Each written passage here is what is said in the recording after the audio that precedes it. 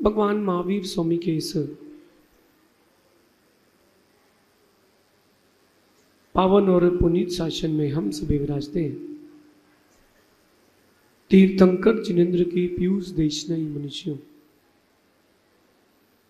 हम सभी जीवों के कल्याण का साधन है। जीव अपने इस मनुष्य जन्म के प्रयोजन को नहीं समझ रहा।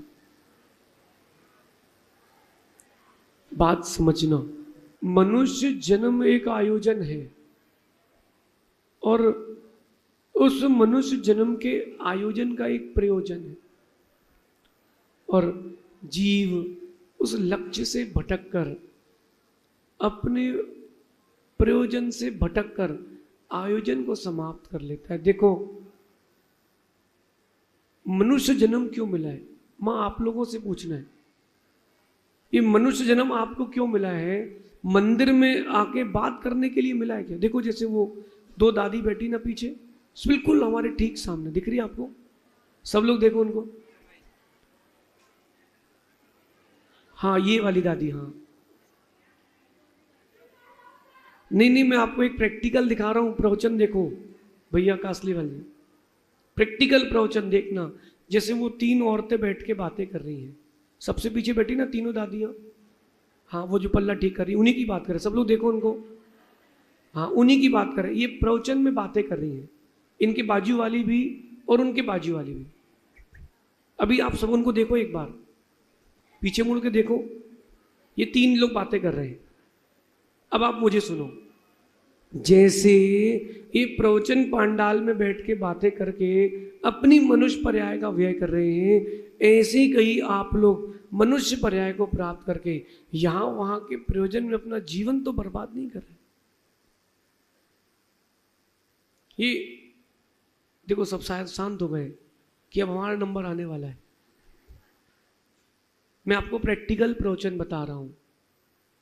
मनुष्य पर्याय एक बहुत बड़ा आयोजन है और सामान्य नहीं, बहुत विशेष है। नदी के एक छोर पर एक धागा डाला और दूसरी छोर पर सुई डाल दी। बहुत बड़े विशाल समुद्र के एक छोर पर धागा और एक में सुई डाल दी।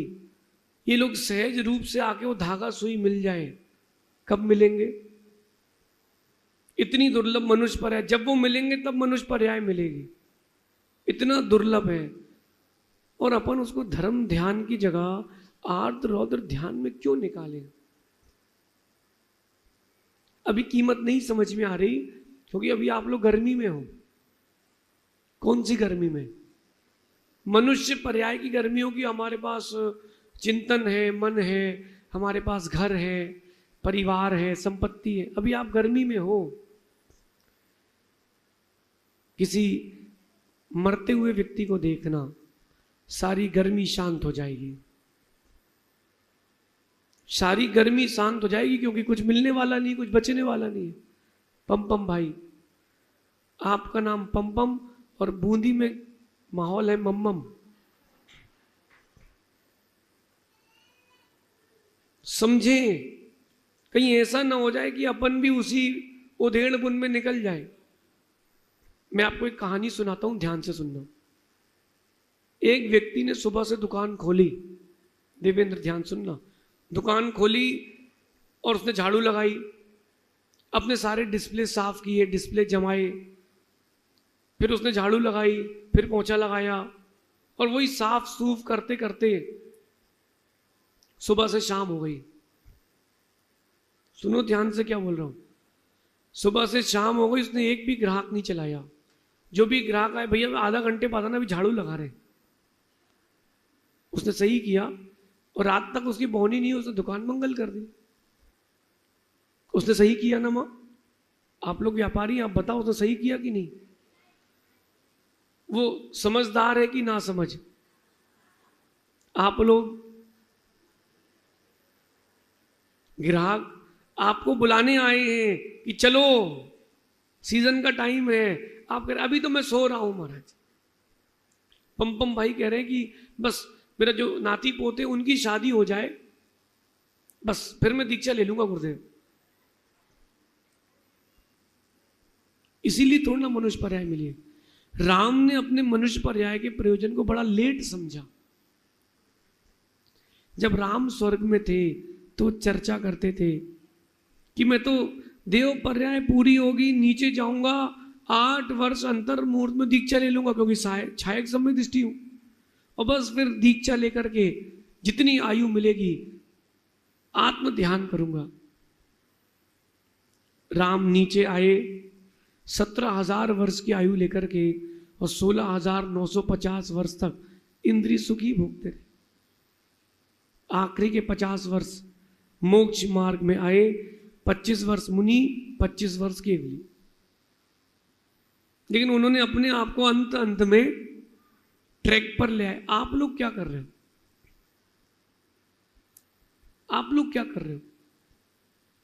सोचो तो। महावीर स्वामी की जय बोलते हो, भगवान महावीर स्वामी की बोलो ना जय। भगवान महावीर स्वामी की जय बोल रहे हो, लेकिन भगवान महावीर स्वामी को हृदय में रखी हो कि नहीं?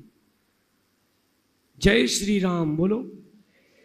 सर्वज्ञ भगवान राम की जय क्यों नहीं बोलेंगे? राम तो हमारे भगवान हैं, जिन जिनको मानना उनके भगवान है। लेकिन राम के जैसे बनना है, महावीर बनना है, तो कुछ ना कुछ उनके जैसे गुणों को अपनाएं भी तो। आप लोग चाहते हो कि आपके बच्चे होटल में जाके ना खाएं? चाहते हो ना? कितनी माताएं चाहती कि बच्चे घर में ही भोजन करें? पक्का? तो आप घर में वैसा बनाओ भी तो। आप घर में वैसा दो भी तो। अब वो जो चटोरे हैं उनके लिए कुछ नहीं कर सकते। इंदौरी पम भाई, इंदौरी लोग बड़े चटोरे हैं। इंदौर में कहावत है, इंदौरी का हाथ सूखा वो भूखा। लेकिन वही स्वाद मां अगर आप दोगे तो बच्चा उस चीज से बचेगा। परिवार में पुनः शुद्ध भोजन की प्रवृत्ति आएगी। राम बनना है, महावीर बनना है, तो आचरण की पवित्रता लाना पड़ेगी। राम का 8वां विशेष गुण था, उनकी आचरण में पवित्रता थी, उनकी व्यवहारिकता में पवित्रता थी। कब करना है, कहां क्या करना है, वो उसका ज्ञान रखते थे।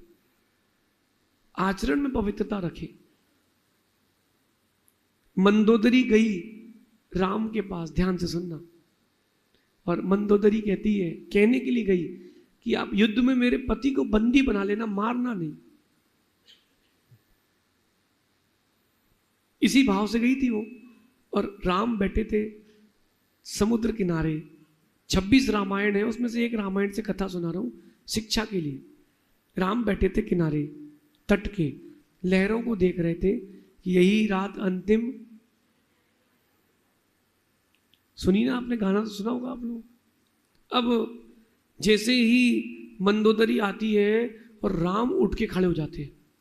राम उस तरफ मुख करके बैठे थे, मंदोदरी पीछे से आई और राम उठ के खड़े हो गए, किनारे हो गए। मंदोदरी जाने लगी। राम कहते, रुको मां, क्या बोलना चाहती हो? बोले, नहीं, मुझे मेरे प्रश्न का उत्तर मिल गया है। क्या उत्तर है? बोले, मेरा पति पर स्त्री पर आसक्त है, और राम, आप श्री राम हैं, तुम पर स्त्री की छाया से भी दूर हो। छाया पड़ी तो राम दूर हो गए। बस मंदोदरी बोली कि मुझे पता है, मैं सफेद साड़ी निकाल लूंगी, क्योंकि अब मेरे पति का विनाश निश्चित है। जाकर के कहती, अभी भी समय है, रावण तो अपने मान में था और सब ले डूबा। आचरण की पवित्रता। कहती, अभी भी समय है, रावण तो अपने मान में था और सब ले डूबा। आचरण की पवित्रता। ऐसा नहीं है कि रावण का आचरण पवित्र नहीं था। निमित्त मिलते ही चीजें बिगड़ जाती। अप्रमित सागर, ऐसा नहीं कि रावण का आचरण पवित्र नहीं था। नल कुंवर की रानी ने कहा कि मुझे स्वीकारो, रावण ने नहीं स्वीकारा। रावण ने कहा नहीं। फिर विभीषण और कुंभकर्ण दूसरे राज्य की कन्याएं उठा लाए। रावण ने कहा कि अपन क्षत्रिय हैं, किसी की विद्या धरे, अपन किसी कन्या नहीं लेते, वापस करके आओ। ये रावण की गुड फेस और जब वो सीता का हरण करके लाया, बैड फेस। ऐसा क्यों हुआ? ऐसा क्यों हुआ? ऐसा उसका नियोग था। जो जो आपके लाइफ के बैड फेस आ रहे हैं ना, वो आपके नियोग हैं।